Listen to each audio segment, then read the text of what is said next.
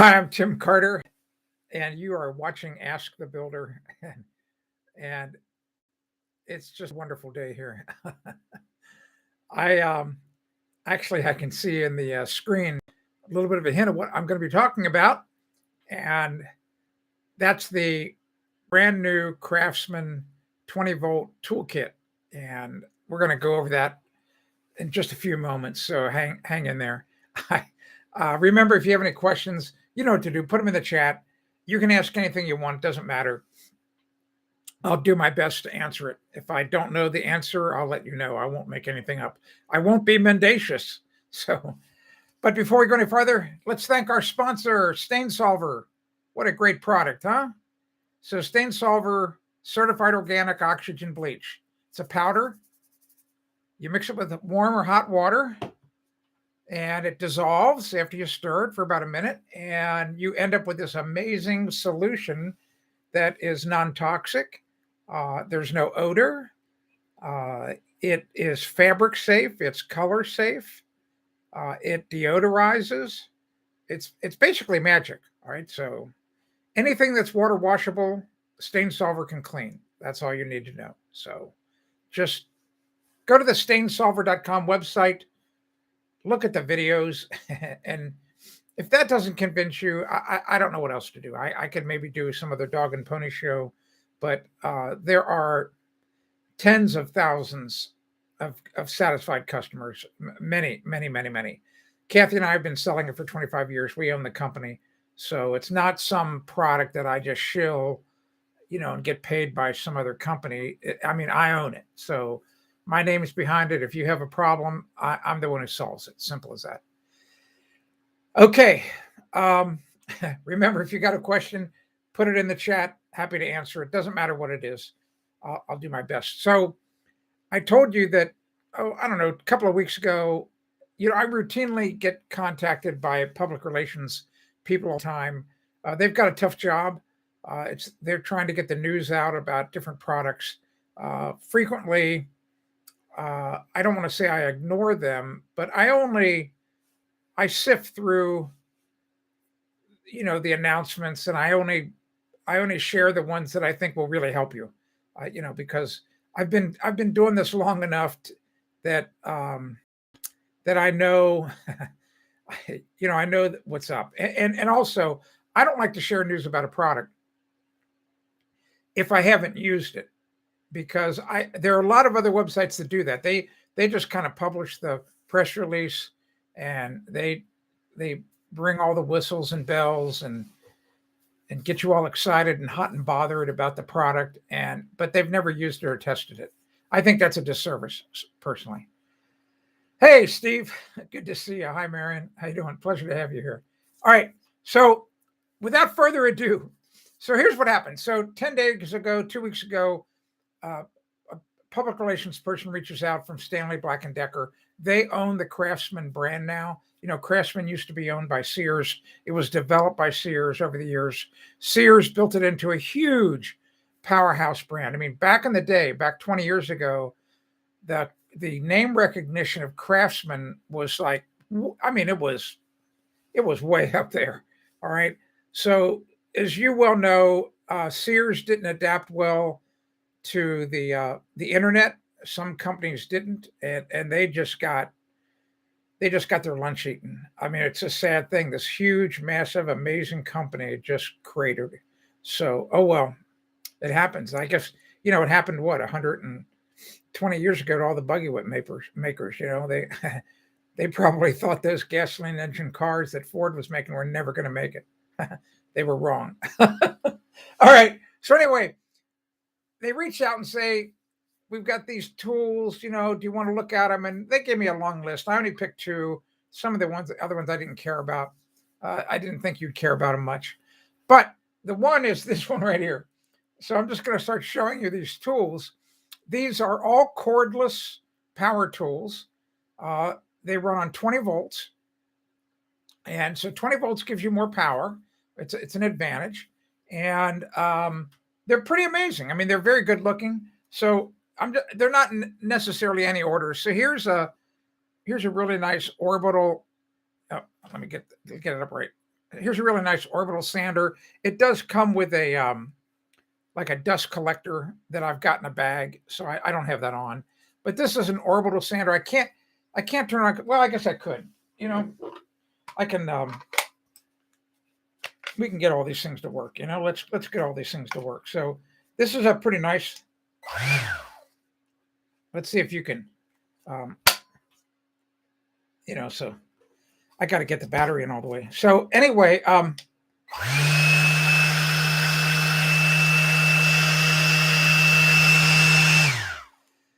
so it comes with a pad or two in the kit. What's nice about it, it not only goes circular, but it's slightly orbiting. So it's not going to necessarily dig, you know, grooves and whatever you're sanding. So that is the, oh, you get two batteries too, by the way, two 2-amp-hour batteries. And of course, you know, this technology, you know, it's got a little indicator. You push a button and it tells you how much power is in it. So this battery is fully charged. On purpose, I made sure this one was only partially charged. It's only got one light on. So this battery needs to be charged. All right, so here is a driver, very handy. So this is a really handy tool. Very bright light. So what would you do with this? So you would put bits in this, you know, like Phillips bit.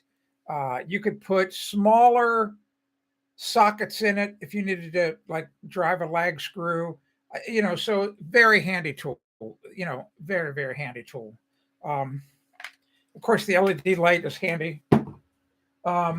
Here's an oscillating tool. You know what these are? These work like the barber clippers. So it's very long.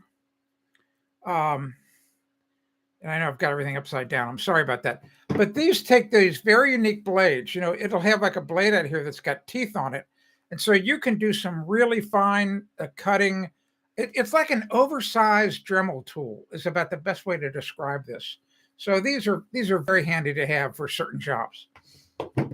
Here is a regular drill. Looks like it does. It's got a 1/2-inch chuck. You know, of course, it's you know, you don't need a key anymore. You just tighten it up, and it's got adjustments on it, so you can adjust the torque. You know, by turning this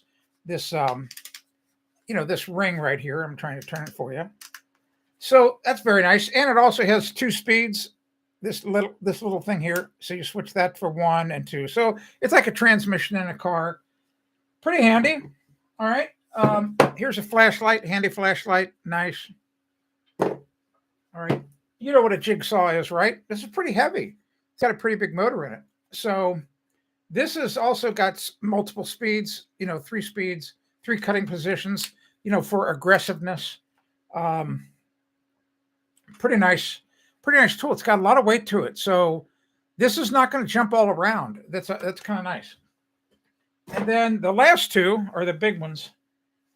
You know, a regular circular saw, 7 1/4-inch blade. You know, a circular saw is a circular saw, right? All right. And then a recip saw.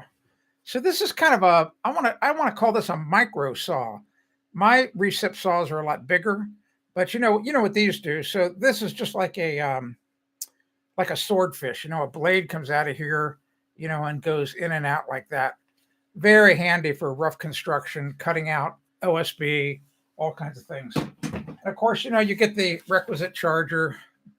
So, and you get 2 bags, 2 soft-sided bags, all the blades, you know, you get starter blades for everything. So now you're probably thinking, okay, Tim, that's a lot of stuff. What's it cost? Well, take a guess. It would really, I don't know what I took your advice. Oh, yeah, I did. Yes, there it is, Steve. I did take your advice. I'm sorry the lights are washing it all out. Anyway, so what do you think it cost? You know, hi, how you doing, Louise? Pleasure to see you. Just take a guess in the chat. I'll give you a few seconds. My guess is going to be that you're wrong. You're going to be, I think you're going to guess high. Would be if I was a betting man, I would say you're going to bet high. So I'm going to see who the first person is that would guess what all these 8 tools, the 2 batteries, the charger, the blades, the 2 soft side cases. Tell me what you think that might might go for. Now, no cheating. You're not allowed to go look it up. Come on. Don't. I know that's what you might be doing. You might be going right now to look it up.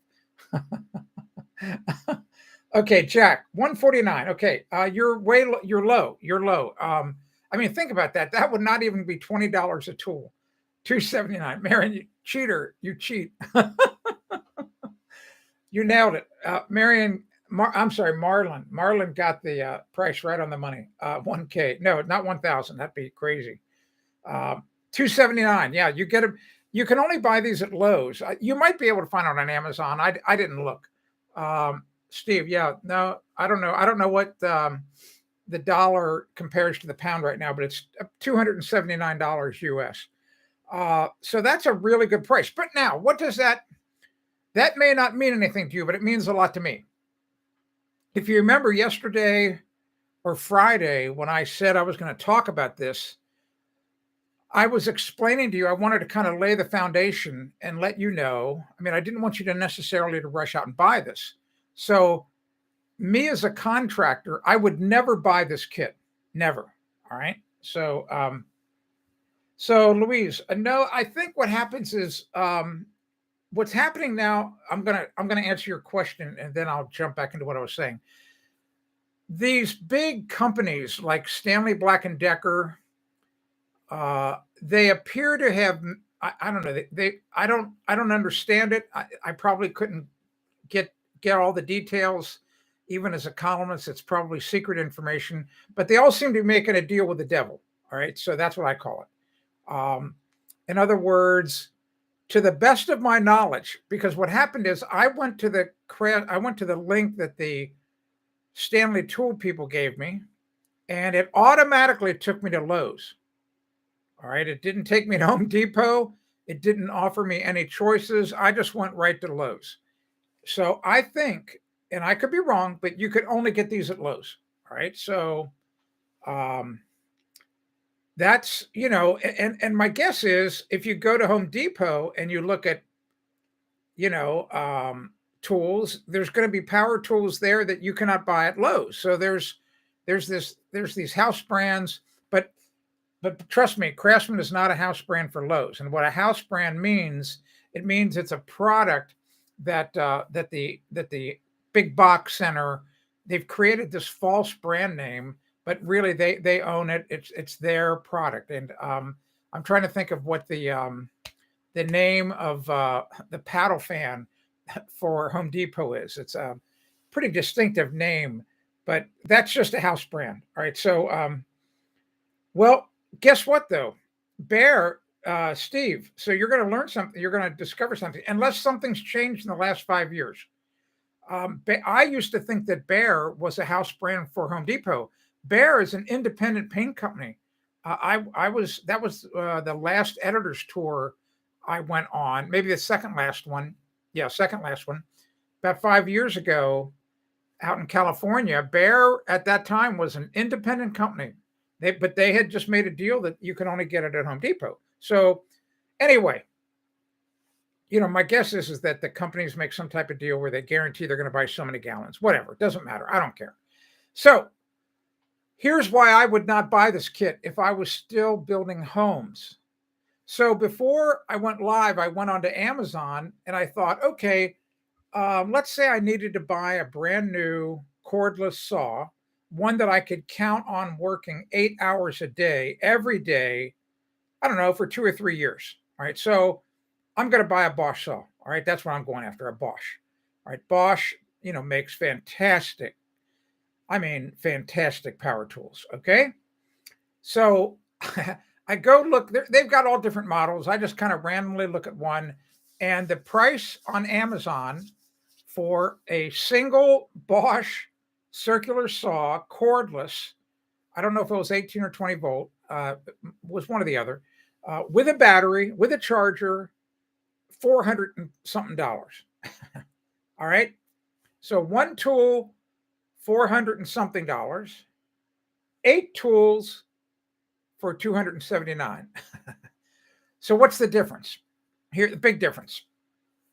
These tools, like this driver is not intended to be used all day long. All right. I mean, I'm just telling you, if you try to use this all day long, at the end of the day, you're going to burn it up. Well, guess what? It's got a 3-year warranty on the box. It says so. Maybe you just go ahead and over the period of 3 years, you get a couple hundred of them from Craftsman. I don't know if you're going to be a builder, but that's just a lot of hassle. So they inside of these tools, they've probably got just minimal electric motors. They've got probably a lot of plastic gearing in them, whereas the contractor grade tools all have steel gears. They're just much more rugged.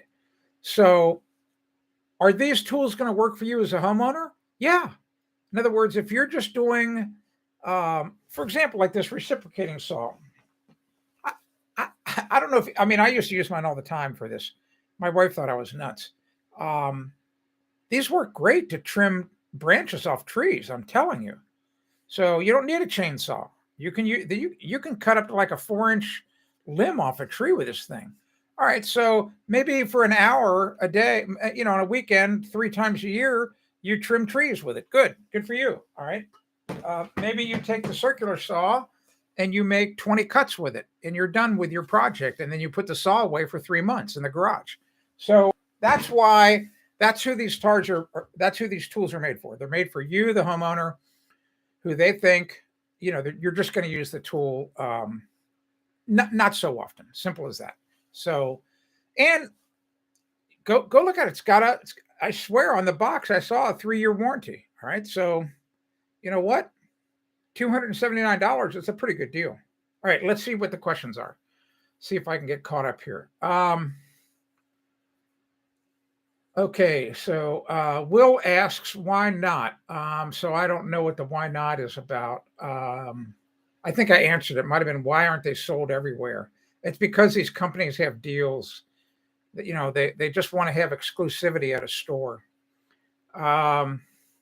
Low power or short battery time. Well, 2 amp hour will give you, so that's how you rate how long it's going to run is the lower that number, the amp hours of a battery, the less time it's going to run. Simple as that. So, so I mean, a lot of my cordless batteries are 4, 5, and 6 amp hours. So if that helps you out any. So Steve says I would get $1.32 for my pound. So I guess that means, I don't know. I don't know anything about international currency. That's how snobbish most of us Americans are. So I don't know. I guess that means the dollar's weak and the pound is strong. Is that right, Steve? I would think so. Because you're getting a lot, you're getting $1.32. All right. Steve says, have you seen that hot iron tool for melting solder instead of a blowtorch? Yes. Yeah, exactly. I haven't used it, but that's just like the old fashioned soldering irons that roofers would use, and tinsmiths up on roofs. They never worked with an open torch. All they had is they actually had a really neat little pot, and it heated the torches up with charcoal. They had charcoal going, but no propane, none of that. But they had the big old fashioned soldering irons. Wonderful method. But you have to be a pretty good craftsman to be able to do that, to be able to use one of those tools to solder a pipe. Yes, Steve, the Ryobi One Plus system. Exactly. That's what all these companies are trying to do. They're trying to get you into their system to where what I actually think is happening. I saw this when they first introduced them about 12 years ago. I was at the first editors conference when the first cordless tools were unveiled. I can't remember who it was. Isn't that funny? It's been so long ago. I don't know who it was, but I got it right away. I thought, oh, I get this. These tool companies are going into the battery business.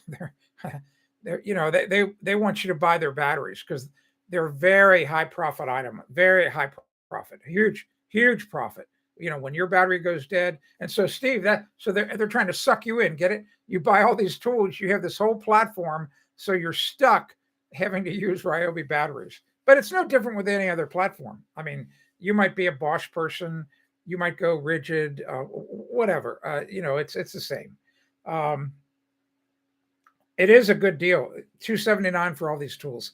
It's a good deal as long as you understand what you're getting. you're not getting tools that will take being used 8 hours a day, day after day after day. That's not what they're made for. All right. So as long as you understand that, we're in good shape. We're in really good shape.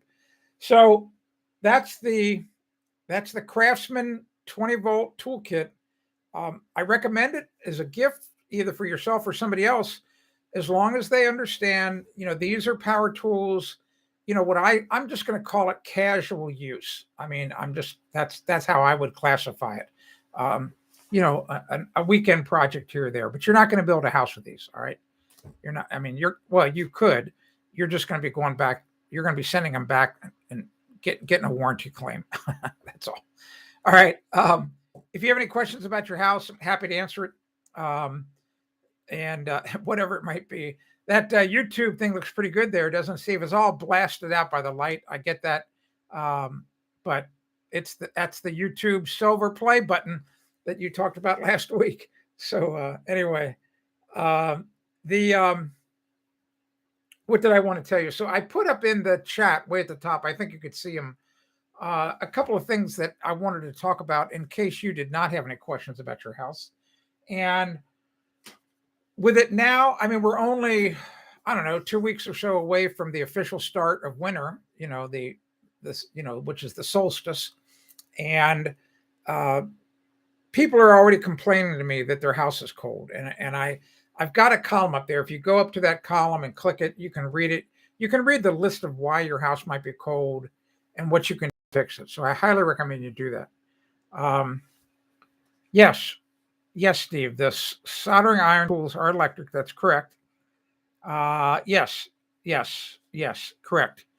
You can see them on YouTube. So, what's funny is there's this big push over here, and I imagine it probably is worldwide to go electric. And electricity, don't get me wrong, it's a great thing. And especially to go cordless.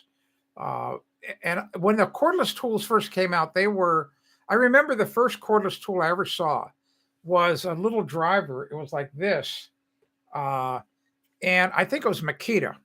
And my heating and air conditioning guy had it. And it was the perfect tool for him. They were very small.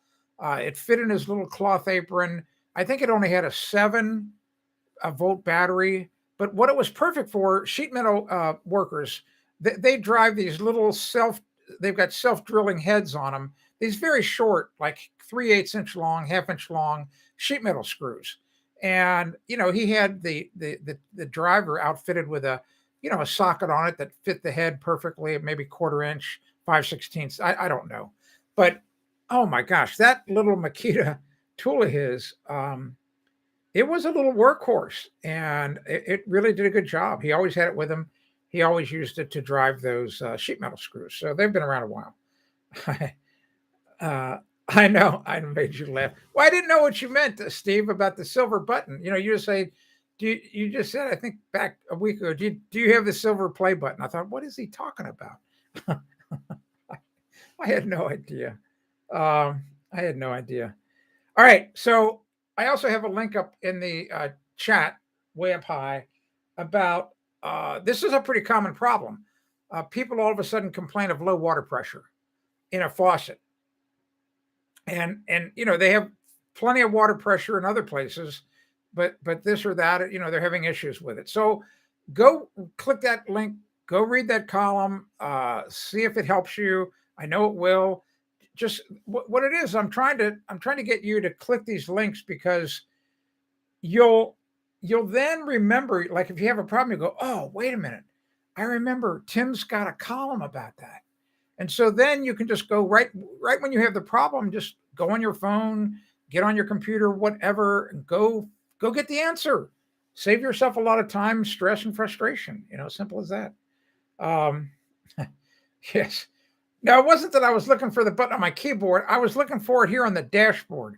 What I'm looking at and using is probably different from what you're watching on, so that's what I was confused about.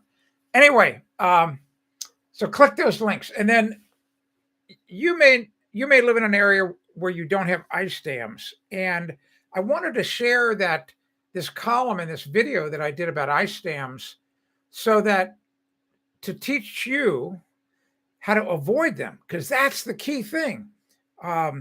Because once the ice dam forms on your roof or down at the gutter, it's a nightmare. And a lot of people get frustrated. Water's leaking in the house. They go up on the roof. They start chopping to get rid of the ice. They damage the roof. And now in the spring, they got to fix the roof. Oh, it's horrible. All right. So what if I told you, it's like, well, first of all, if you put the ice and water shield under your shingles, you don't even have to worry about it because that prevents the water from the ice dam from getting in the house. All right. So it keeps the water outside. But the easiest way to stop ice dams, and not everybody can do this, I recognize this, like certain houses, certain two-story houses, you just can't do this. But if you have a house where I came from Cincinnati, Ohio, I had never seen a snow rake before. All right. I come to New England 13 years ago, and if you don't have a roof rake, you're in trouble. So it's basically just like a little bulldozer, and it's just like a regular yard rake, like a hard yard rake, but they're made out of plastic or fiberglass.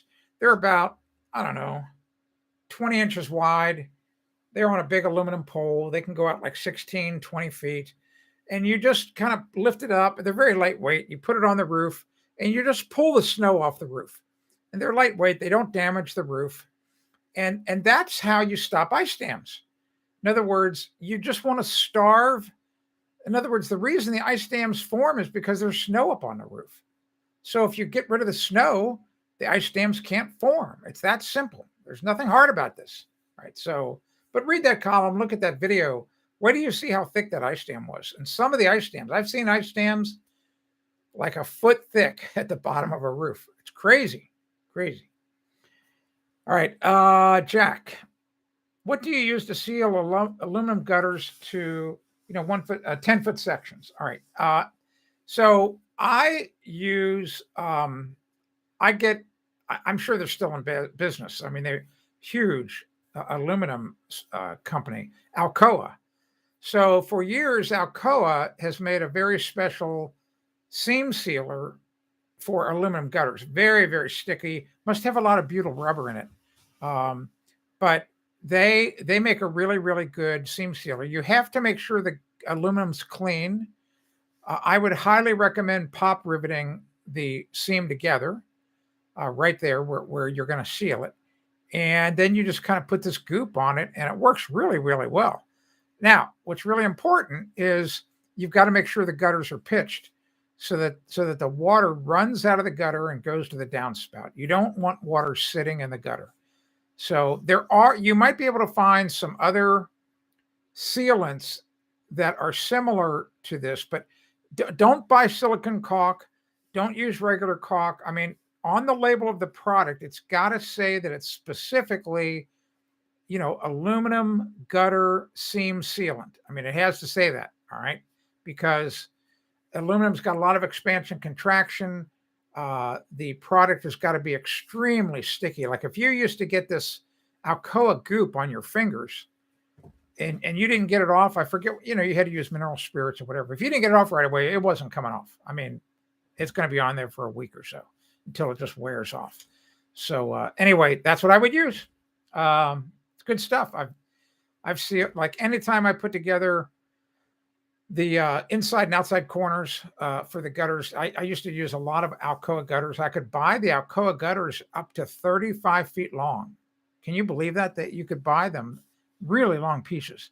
So on my own home, I think there was only one place where I had an overlap seam. All the other places were solid pieces, that extended to either two end caps or to an inside or an outside corner. And all of those things I sealed with that Alcoa sealer, never had a leak ever. So good stuff.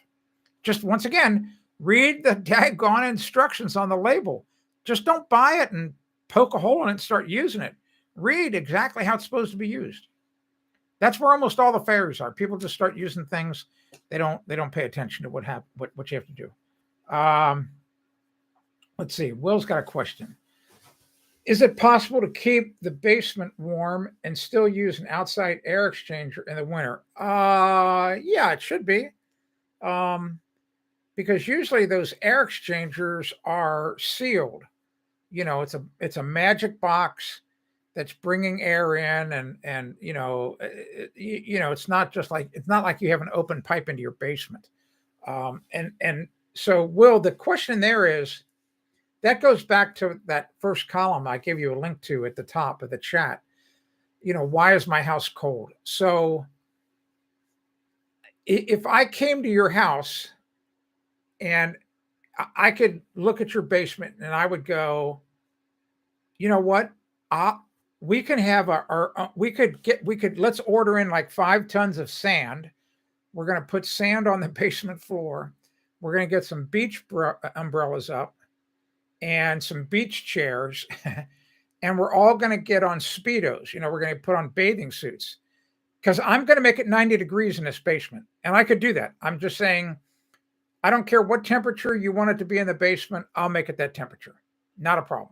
I mean, I'll bring in a coal stove. I'll whatever. I'm going to make it so. I'm going to put so many BTUs in that basement.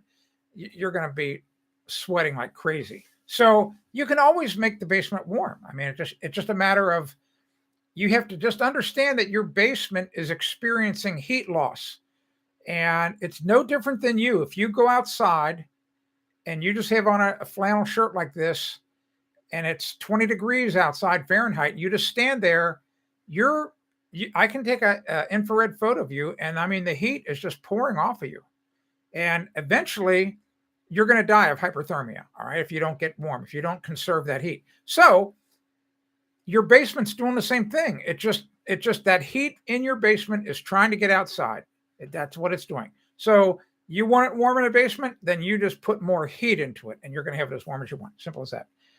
All right. Yeah, I own. The answer is yes, Steve. I do, and I have many. Just got a new one actually. Last week I bought a present for myself. So that's an off-list question. I happen to be. I'll just say this: we're so lucky here in the United States of America. Our founding fathers, they they were not big fans of King George, man. They didn't like living under the thumb of a tyrant. All right, so that's why we kicked you guys to the curb. I hate to say it that way, but anyway, so they came up with this wonderful document called the Constitution and the Second Amendment. And that's what started. Just so you know, that's what started the American Revolution. If you know anything about history, I was actually there about 6 years ago. It's really sacred ground, Lexington Green, and down in Massachusetts, where the colonists all had guns. This is an American history lesson, all right? This is not a political statement at all. This is just a history lesson. So you can read all about it. So here are the colonists. They're supposed to be good, obedient servants of the king. They have their own long guns, and but things were starting to heat up. The love affair between the colonies and England was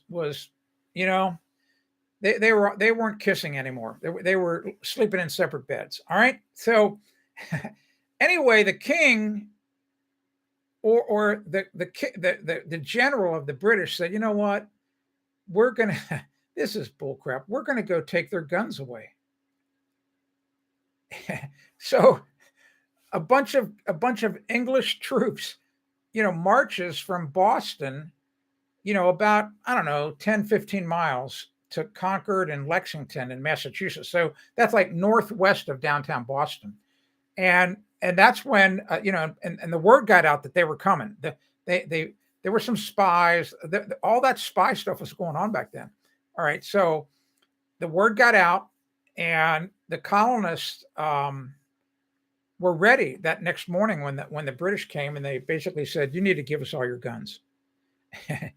And the colonists said, I don't know what they said. You can read one of the accounts that's on there, but they basically said, you guys can go back to flipping Boston, and then somebody fired the first shot. And that's what the saying is, the shot heard round the world. So that's why we in America have the right to own and bear arms, because it's not, you have to understand this. This is not It's not about duck hunting.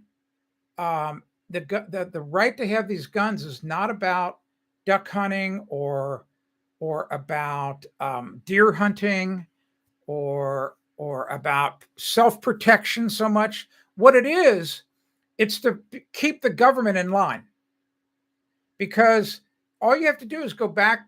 Just look at other countries around the world. Well, I don't know. I don't, like I said, when I get into politics, look at other countries like in the UK. I don't think you're allowed to own guns. What a shame, huh? That's all you have to do is look at the world news. This is the last thing I'll say. This is really kind of interesting. If you ever look at the world news when there's unrest in a country, almost always on the newsreel, what you see is these people throwing rocks and maybe a stick at these big armored vehicles and maybe at the police behind their shields. You don't ever see them with guns. Well, there's a reason for that. Like here, and here's the last thing I'll say. People talk about people that people, law-abiding citizens like me in America, that we're a big threat because we have these guns. Listen to me. There are millions of us, millions and millions and millions of us with trillions of rounds of ammunition. And if we were a problem, you would know about it like right now. But we're not. We're law-abiding. We only keep the guns because we're allowed to have them. It's a right. It's a God-given right. Just so you know, it's not a right given by man. It's a God-given right because it's the right of self-defense to be able. I want to be able to defend myself against the government. Simple as that. So that's all we'll say. So it's a really interesting, not argument, a discussion to have, because the media has done a really good job of twisting the whole thing. They really have. It's and I'll say this, like, for example, I'm just going to say this, and that this is a really interesting thing for you to research. I was talking to a friend of mine about this on Saturday, and because we had another one, I think a week or two ago here in the United States, I think up in Michigan. So, and all you had to do is look at the kid, look at the flipping mugshot of this kid. This kid went into a school, killed some people. Okay. Well, isn't it funny here in the United States, we have these laws called Hipaa laws this is what I don't understand. It's like we have two things that are happening that are just completely opposed to one another. We've had these laws in America for quite a long time called Hipaa laws.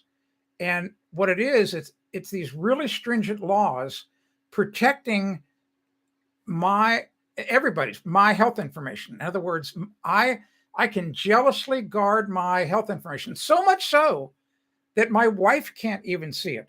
Like if my wife went to my doctor and said, I want to know what drugs my husband's taking, the doctor says, get out of here. We're not telling you.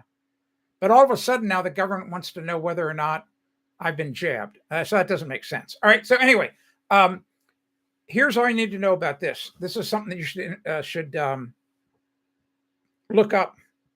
So we have all these school shootings in America, right? So go look at when they started, and then go look at when psychotropic drugs were introduced. All right. So I had a friend of mine, an internet buddy of mine, really smart guy, totally level-headed. His business started to crater because Google took away a lot of his rankings. He got depressed. He was a registered nurse, actually. He started taking these psychotropic drugs, and I think 6 months later, one night. So think about this. What does it take for you to take a shotgun and go in and kill 3 of your kids, then kill your wife, and then blow your own head off? I mean, a normal person would never do that, right? So look at the relationship between the introduction of psychotropic drugs, and these cause all kinds of hallucinations and all kinds of things, and these school shootings. I think you're going to be stunned at what you see. All right. So, all right. Yeah. All right. I'm getting caught up on the comments. All right. Sorry to go off on that thing about guns, but it's a God-given right. Just, you have the right to self-defense. Simple as that. It's a God-given right. Right. Yeah. So anyway, once again, we're not trying to do politics here. I'm just was answering Steve's question, telling him about a little history lesson as to what happened, what caused that to happen, and what caused that to be in our Constitution. So, yeah, exactly. UK. I cannot wait to come over and visit the UK. I always want to go there. It's on my. It's the top country on my visit list. Seriously. Exactly. Yeah. Yeah. Exactly. You can't even have a stick. Isn't that crazy? So, anyway, if you have any questions about your house, let me know. And Steve, I'm going to say it once again. Happy to have any of these discussions off list. You know how to get. You can figure it out. You know how to get in touch with me. Happy to show you my collection. I have. I won't show it to you right in here. I have a one of my really favorite. I'm a collector as well. So my dad was in World War II. He was a medic. He was an army medic, and he was in the European theater. He was captured in the first week of October 1944 and became a POW for about 6.5, 7 months up in Poland. So everything, and he got the Bronze Star because he did not abandon his men. All the other people in his company ran away. They didn't want to get captured. He stuck with his wounded men in the basement of this farmhouse. You can read all about this on my website. You can read you can read everything about it. Just go to askthebuilder.com and type in Melvin, Melvin. Type in my dad's name, Melvin. You read all about it. Anyway, so he got the Bronze Star, so I'm really proud of that. But I'm really fascinated with World War II guns and rifles. So I bought. I'm on the lookout now for actually a German Mauser, but I got a Yugoslavian one, which is identical. It's just that it was made just right after the war. But the average person, if you held a German Mauser up and a Yugoslavian one, you wouldn't be able to tell the difference. But really interesting rifle, 8mm. But it's it's what all the soldiers were carrying. I mean, so I just wanted to have a gun that the German guards, had around their shoulder that looked over my dad. So that's why that was my interest in it. So anyway, read about my dad. Really interesting guy. He passed away when I was a really young man. It's a shame. The war just completely messed him up. They talk about PTSD and all that.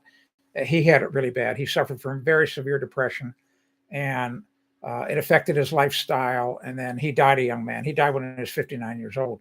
So anyway, all right.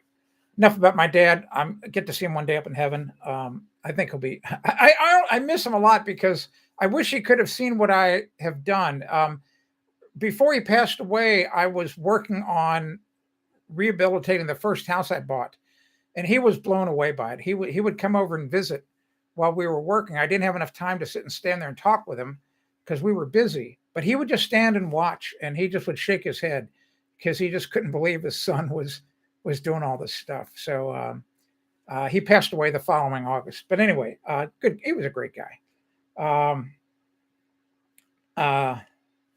Yeah, isn't that crazy? Open carry in Maine, you can't buy a beef. I know, it's crazy. So anyway, all the states have their own different laws, so it is what it is. All right, so if you have a question about your house, feel free to put it in the chat. Be more than happy to answer it, and it doesn't matter what it is. I'll take all the questions. I'll answer them all. I had told Will the other day that, I think as we have this run up to Christmas, that the live streams are going to be more and more relaxed because people are all stressed out. They're getting ready for Christmas. I get it. Historically, just so you know, at my website, all of this data. I mean, there's so much data that the computers collect. They practically know the color of underwear you're wearing. I know it sounds crazy. I'm just telling you, they they know who you are. All right. They know whether you're a man or a woman coming to my website, and you start to wonder, like, how in the world would they know that? Well, they know. All right. So, but just so you know this, historically, December has always been the worst month of traffic at askthebuilder.com. All right. So it to me, it makes perfect sense. The home improvement projects have been shelved. It's time to get ready for Christmas. We don't want half a canoe in our living room. So the only people I think coming to my website in December are ones who have an emergency, and that's okay. All right, so I'm just saying, so that it just makes sense to me that people are busy, and they've got other things on their mind rather than live streaming home improvement video or coming to my website. All right. Steve wants to know, was my dad in the building trade? No, not at all. My dad. So here's what happened. So my dad was born in 19. Let's see, how old was he when he went into the war? So he was 24 when he enlisted. He came out. He was 29 or so, and then he came back with severe emotional issues. I mean, imagine as a medic. Well, you don't even have to be a medic. Just imagine what my dad saw. I mean, how many guys died in my dad's, arms? I mean, I don't know. And then, imagine the horrors of the POW camp. He didn't talk about it hardly at all. I mean, it was, and that was very common of people my age. Parents, people who went through the war experience, they didn't talk about it because it's a very tough thing. All right. So, anyway, the only job I remember him holding, and it was for a short period of time. I just have a very dim memory of him going to work at the Cincinnati milling machine. And that was a company that was about 5 miles away from my house. It was a company that was a very big, it's called Millicron now. You can look it up. But this company made machines that made other things. So you would find Millicron machines in an automobile assembly plant, or Millicron machines would be used to make engine parts, or I mean, these are big, flipping, huge machines. All right, so it's not Millicron was not making these things. All right, all right. So but then his depression took over, and so my mom is the one who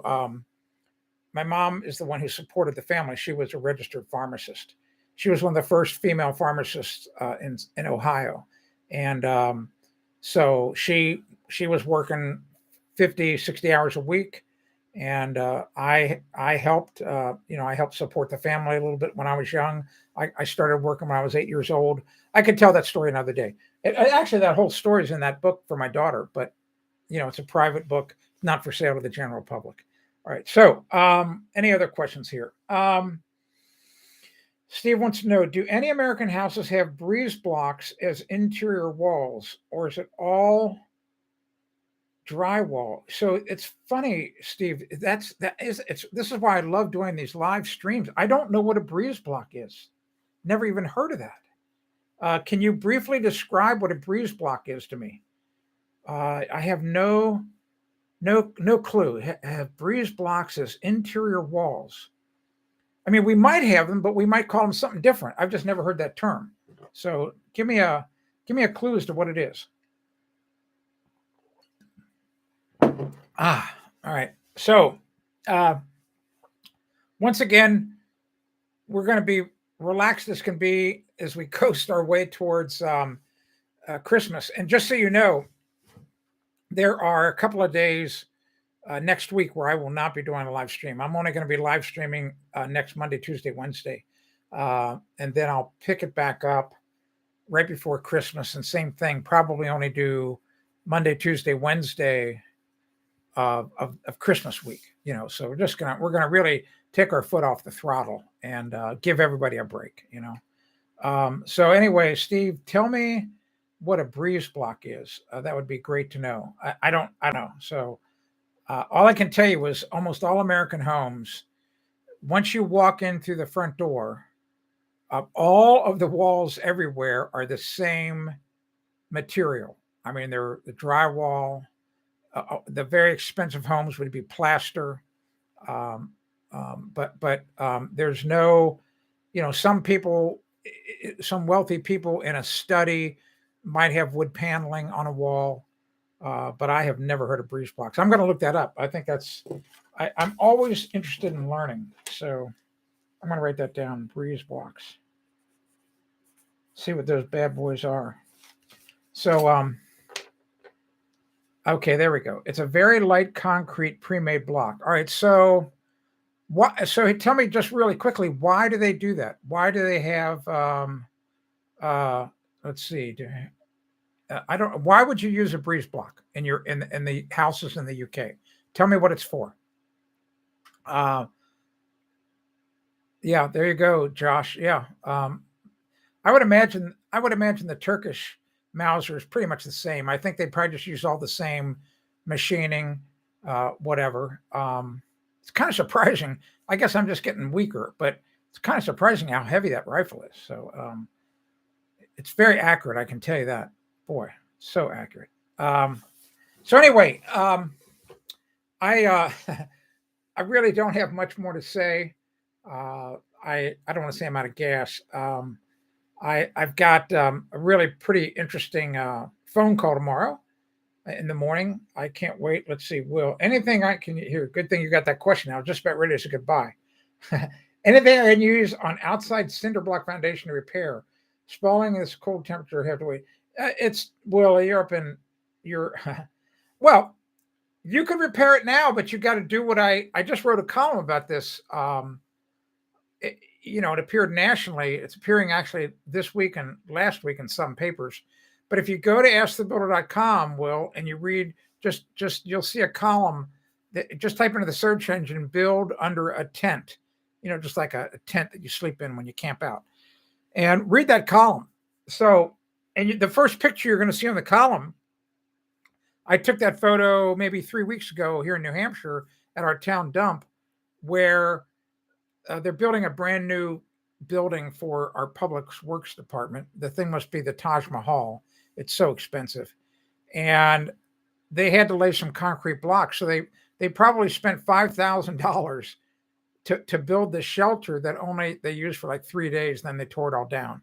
But it created an environment where they could work like 50-degree temperatures so that the concrete block wouldn't freeze as they laid it. If I were you, I would just wait till spring. No sense taking any chances. And I've got a great 3-part video series on the website that shows you exactly how to do it, how to repair the concrete block. So make sure you watch those 3 videos or remind me in the spring. I can't. I'm sorry. I shouldn't have said anything. I can't tell you who the phone call's with. I cannot tell you. But if here's what I can tell you. If the phone call really goes well and things happen, you absolutely will hear about it. It's going to be nothing but good things for Ask the Builder and for you, and directly. You're going to be directly impacted. So, I just if everything goes well, you'll hear about it eventually. But I can't say anything now. Okay, so here's Steve. They don't use it much now, but in older houses it was standard. They will use it to build garages now because it's cheaper than brick. Okay, so it must be just some kind of precast concrete block. We have that here in America. It's just that here in America, Steve, we don't build with masonry. I mean, it's just not done because wood is the darling of the ball. I mean, it's a Cinderella still, because I don't want to say we have unlimited wood, but we have a lot of wood here in America. And there's a lot of wood up north in Canada. And so it's just that we just build with wood. I mean, light commercial uses concrete block, and we'll use concrete block, in our chimneys and things like that. But back in the 50s, when like my father-in-law's home that he built a brick home, and it was solid masonry walls. So they built with a 1 brick outside, and they had concrete block, 4 inches thick, 8 inches high, 16 inches long, concrete block that backed it up, so that the wall was was about 8 inches thick, maybe a little bit more. So, but we don't do that anymore. We don't. I mean, it's just not done. We just use wood, and we'll put brick on as a veneer, and if you don't do that right, you have all kinds of water issues. I've got all kinds of columns at the website about it, but we just use wood here, my friend. Not a lot of concrete block. I mean, like I said, we use concrete block, but it's not to build the regular house. Just that's not done. Simple as that. All right, so I'm going to say goodbye, and I'm going to be here tomorrow. And here's what came today. Oh, so I'll tease tomorrow. So, and this is really cool. I don't know how I'm going to show this thing. It's so heavy. This morning, when I got that public relations person from Craftsman, when they reached out to me, I said, I'll take these two things. So the one was this 20-volt kit that I showed you. The second thing, 215 piece mechanic set. All right. I mean, all of these flipping ratchets and sockets and hex wrenches. But what's really cool is wait till you see how they're stored. You know, in the past, you would get a case that would flip open, but wait till you see what I'm going to show you tomorrow. Very clever, very clever. I mean, it's like, boy, do I wish I would have had this back when I was a contractor. It's just one of these things. Like, I just shake my head and I go, why didn't they think of this 30 years ago? What was the holdup? What was the problem? So anyway, I'm going to show that tomorrow. So it's if you're interested in the sockets, and it's got a really good price tag on it. And in this one, I swear on the box, I saw lifetime warranty. So what's really interesting is that for years before Sears cratered, Craftsman, one of the things they had was this lifetime warranty on, if not all the tools, many of the tools. And if you split a socket or you broke a ratchet, a socket wrench, just take it in, they give it to you for free. Give you a new one. All right. So I swear I saw that on the box, lifetime warranty. So you're not going to want to miss that live stream tomorrow if you're looking for a really great gift idea for somebody for socket wrenches.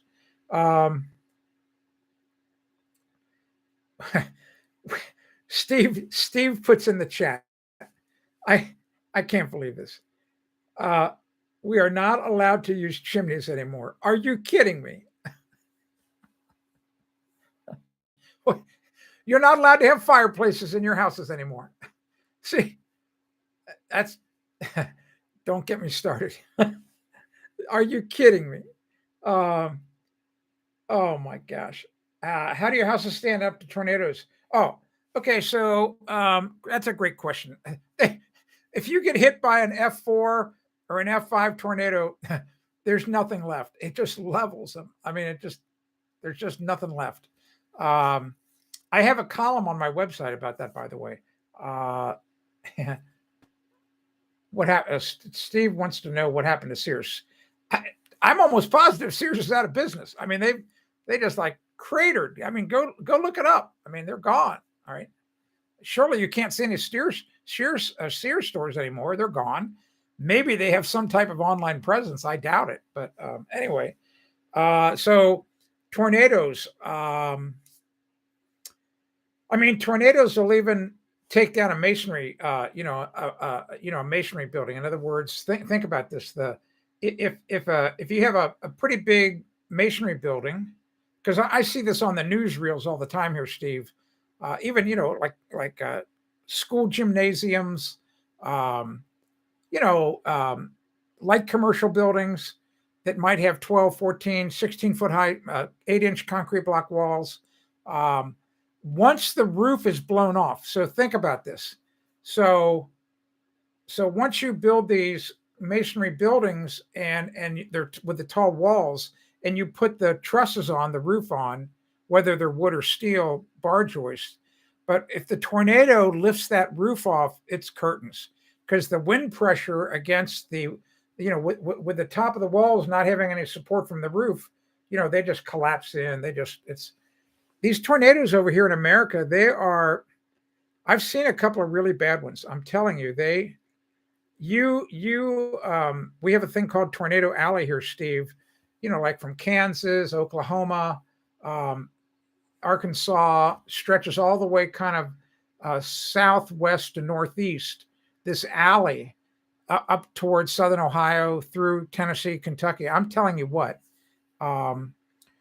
almost all of the communities have these big sirens. And when there's a tornado in the area, the sirens go off. And it happened while I was in Cincinnati. It'd be the middle of the night, man, and you get all the kids and everybody goes down to the basement.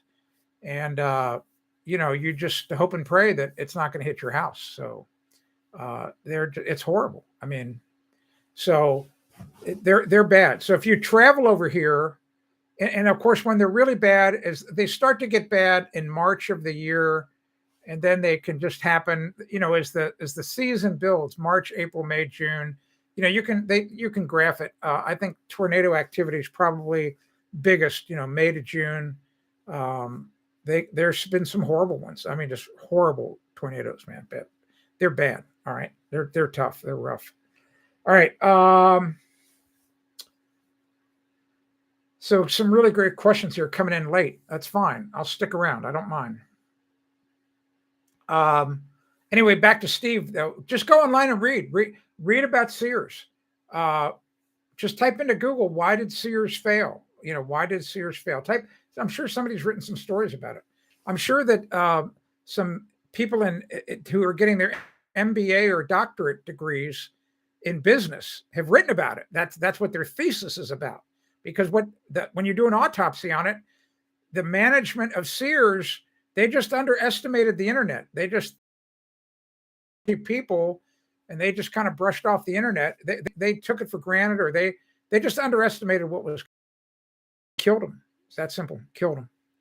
All right. How do you build a bunker? Well, Daniel, that's pretty easy. A lot of concrete, or you can use concrete block, and you fill the cores of the block with pea gravel, concrete, and rebar, so that you end up with solid concrete. So you can build it yourself. You can build in your home a tornado-proof room, where the weak spot always in those bunkers inside a house, it's the door. All right, so because remember, in a really severe tornado, and Steve, if you're still here, here's what happens. So the tornado is creating all this debris. It's like a giant blender. Think about that. Think about having a blender in your kitchen and it's swirling. And so this tornado, man, it's picking up cars. It picks up a 2x4 like you would pick up a blade of grass. All right. I mean, you don't even think anything of picking up a blade of grass.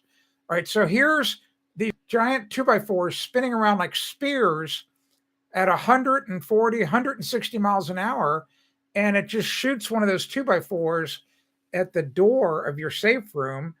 And if you don't have the right door, or just punches right through it, kills a person who's behind the door, or it blows. The tornado can suck the door off the safe room. I mean, the door is the weak link. So just understand, if you're going to build a bunker, you better do a lot of research into how to build that door. All right. That's crazy. Steve says that you can have a chimney out on the farm, out in the country, but not in the city. Crazy. All right. Yeah. California has no burn days, as does Arizona and others. Also cannot use gas mowers, et cetera, due to the weather conditions. Yeah, I know. It just, I know. Just, I get it. I get it. That's why I live in New Hampshire. All right. Daniel's got a question. Can you make a video on how to build a bunker? No, I cannot. There's all kinds of stuff on the internet already about this. And here's why I'm going to say no to you. I mean, here's the trouble with my videos. I explained this to somebody the other day. This is why I like live streaming. I mean, live streaming, if I do here I've been on an hour and 3 minutes, almost an hour and 4 minutes. And I didn't have to do any pre-production. Oh yeah, I had to carry these tools up here. And I know the quality of the video is lower, because when I show you this tool, I mean, you really can't see it well. I'm not demonstrating it. I get that. The trouble with home improvement videos is I have to build the thing that I'm showing in the video. So if you want me to do a video about a bunker, I have to build the bunker. That's a lot of work. And I don't get paid to do it. I mean, so it's and more importantly, I don't need one. All right. So someone would have to pay me to do that video. So a lot of work, Commander. I mean, a lot of work. But as I said, there's already a lot of information written. I'm sure you can download plans. They answer all your questions about ventilation. Um, my biggest concern would be in a tornado, if you're building a bunker, an above ground bunker, is how do you get out? Because the tornado is only there for a couple of minutes. They typically don't sit in one spot and just grind away. They're moving. All right. So what happens if the tornado has piled up all this stuff against the door? Or what happens if the tornado has damaged the door and you can't open it? I mean, when I've thought about these a lot, I just thought, if I'm researching how to build a bunker, those are my top questions. How am I going to get out of this damn thing? So I don't want to be stuck in that bunker. All right. So, all right. Steve wants to know, do you have storm shelters? No, we do not have storm shelters in New Hampshire. And the reason why is we don't have much severe weather here. It can happen, but it's very rare. Look, like I said, Steve, if you're interested in this, just type into Google or DuckDuckGo, Tornado Alley, USA. And you're going to see that the tornadoes and the severe weather are mostly east of the Mississippi River and south of the Mason-Dixon line for the most part. I mean, they can happen up north in Minnesota. They can happen in Chicago. I get it. But they're concentrated. You'll see a map that shows you where the highest concentration is. But we rarely have severe weather in New Hampshire. Rarely. Yeah, check out the German Army manual. Will says check out the manual for bunker building. Yeah. Daniel, maybe a couple of illustrations. Well, like I said, Dan, the internet is littered with this stuff. I don't need to do it. I don't need to duplicate all that effort. Just go. I'm telling you right now, if you type into Google how to build a bunker or type it into YouTube, there probably are 20 videos on YouTube about it. I'm not saying they're all good. I'm just saying there's a lot of information out there. And like I said, understand your biggest question should be, how do I get out of the bunker if the door is messed up? How do I get out of the bunker if there's a bunch of debris piled up against the door? How do I get out of the bunker if there's a truck piled up against the door? All right. So that's what I would want to know. I mean, and here's the trouble. Don't say, well, I'm just going to call somebody and call for help. Are you kidding me? You're the last. I mean, the fire department, all those other things, they're spread so thin, they might not show up for a day. So to me, the way I would handle it is I would have to have a trapdoor. I mean, I've thought this thing through. I would have a trapdoor in the bottom of the bunker that allowed that there was a tunnel that somehow got me 2 or 3 places, because, and even that the exit from the tunnel could be covered with debris. All right. So I'm just saying, you need to really think through, how in the heck am I getting out of this bunker? All right. That's all I'm going to say. All right. You're welcome. Okay. I see you were talking below ground. Okay. There's just so you know, there's all kinds of information about these below ground bunkers. In fact, I think you could even buy these fiberglass, these precast fiberglass pods, almost like a septic tank, that you can like put down below ground. The below ground ones, I don't want to say they scare me, but they, I'm worried about fumes. There's all kinds of problems being under the ground, in my opinion. But that's just me. All right. Yeah. Steve, I know. Good night. It's late up for you over there. It's late here too. It's a little after 5, pitch black outside. So I'm going to say goodbye. Great conversation about the bunkers. I really appreciated that. And great questions about tornadoes, Steve. All right. I'll be here tomorrow. We'll see how long we're on. And you'll like that mechanics that I'm going to show. You're welcome, Dan. No problem. Like I said, just go research it. You're going to just type in underground bunkers into Google. There's so much information. Oh my gosh. But like I said, use common sense. A lot of times you just have to think, how am I going to get out of here? You're like, how am I getting out of this thing? And here's the other thing I don't like about underground ones. So with my degree in geology, hydrogeology, there's always the threat that these things are filled with water. I mean, I'm just telling you, it's just that, you're going to be fighting water all the time. All right. So that's a problem. That's very problematic. All right. You're welcome, Will. You have a good night. Everybody have a great night. Thanks for being here. Remember, sign up for the free newsletter. come back tomorrow. Spread the good word about the live stream. We're just trying to build up awareness about it. And anything you can do to help, I'd appreciate it. Simple as that. All right, I'm Tim Carter. This is AskTheBuilder.com. And I will be back here tomorrow, the good Lord willing.